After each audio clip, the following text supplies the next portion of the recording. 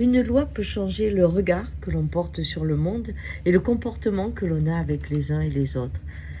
Par exemple, je passais dans la Beauce et j'ai vu des hectares et des hectares de terre et mon cœur s'est serré.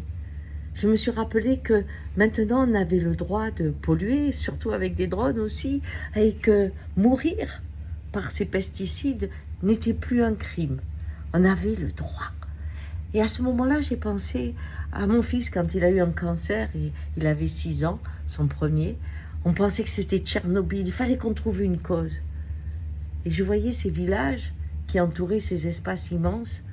Et je me suis dit que quand dans la famille, un enfant ou quelqu'un aurait un cancer, ça devait être violent pour eux d'être devant ces terrains qui sont arrosés par le poison qui tue.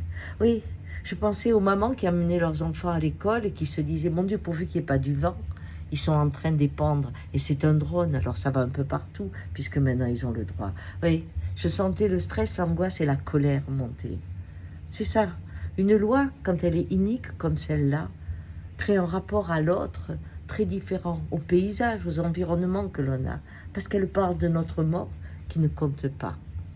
Alors, signez la pétition du plomb, je vous en prie, même si légalement on dirait que ça n'amène pas loin, il faut qu'on marque qu'on existe et que la vie c'est précieux. Bonne journée.